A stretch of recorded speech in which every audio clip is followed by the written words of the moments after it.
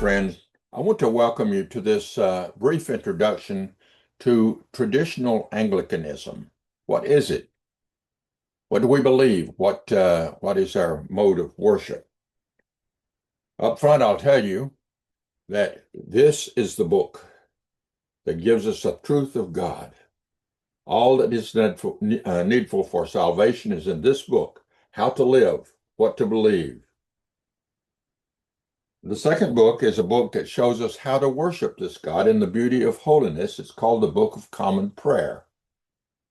It's filled with Psalms, with epistles, with the Gospel, with Old Testament readings, and so forth for every day of the week and so forth for us, and it's lectionary. The Bible is the source of all truth in our faith and worship.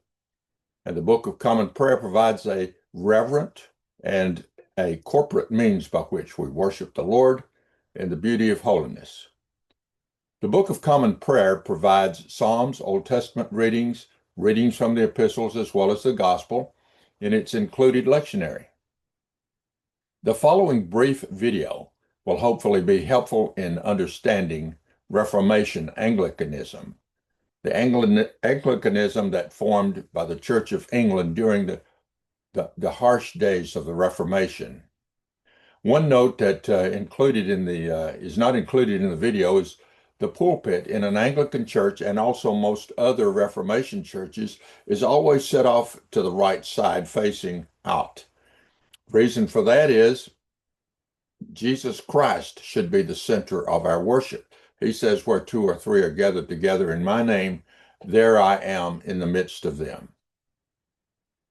I've included a contact sheet on the end of this, a slide with the contact information for the Anglican Orthodox Communion if you would like to contact us. I hope you enjoy the short video that follows this introduction. Greetings, friends. My name is Jerry Ogles, and I am presiding bishop in the Anglican Orthodox Communion. We have over the last several months received inquiries about just what the Anglican Orthodox Church is, what it represents, how it came to be. I'd like to make a brief introduction to the church, its founding, also its method of worship. First of all, we are Bible-centered. We believe everything that we teach, everything that we practice must be centered upon biblical principles. We adhere strictly to the 39 Articles of Religion of the Reformation Church of England, and we have nothing to do with the emendations made by the Oxford movement, which we believe was trying to take the church back into Rome. I'd like to point out some things to you about our church that you may not have known. First of all, we have a Lord's table on which we worship. The Lord's table is not an altar, it is a table. On the table, we have the Book of Common Prayer if we're having communion service, and we will have the elements that are prepared for the communion also prepared and set up on the table and ready to go. Above that, we have the cross. Behind that, the Ten Commandments, and on either side, the candles. These candles are significant in the fact that this candle this is the candle on the right side looking out. This is the candle that represents the gospel, the preaching of the gospel, the light of the gospel. On the left side is the candle of the epistle. We call it the epistle candle, and its intent is to show forth the light of the epistles, the apostles' teachings. So that kind of gives you an idea of why we have these tables set up like this. I'd like to give you an interesting little story. Several years ago, a good Baptist friend of mine, a minister, came by, and he saw my table, and he said, I said, you're very much like the Roman Catholic Church. And I said, why do you say that?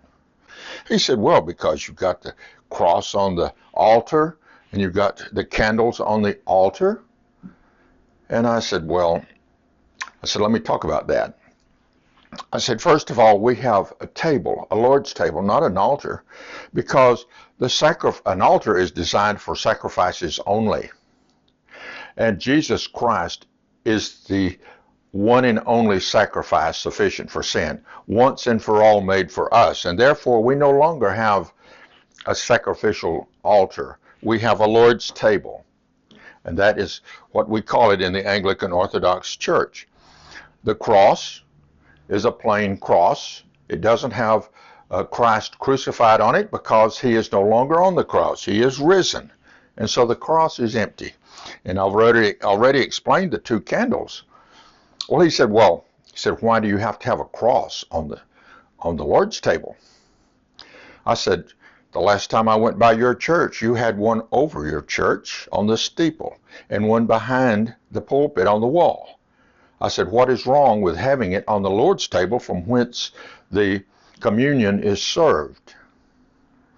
And he said, well, what about the candles? And I explained the purpose of the candles. And I said, in the book of Revelations, we're told that if we depart from the truth, the Lord will come and remove our candles from the church. I said, we still have our candles. Well, that was a good-natured argument. He understood, though, why we did it. And that is what the Anglican Orthodox Church stands for. We stand for re-emerging and rejoining the Reformers in their worship, faith and worship, biblical faith and worship of them. Many of them were burned at the stake because they would not refute the Holy Scriptures as the Word of God instead of the traditions of men. We do not believe that we're to worship the traditions of men or to practice that in our church, but biblical traditions. And by the way, our 39 articles, every one of them is based on sound and solid biblical evidence, if anyone would like to check it out.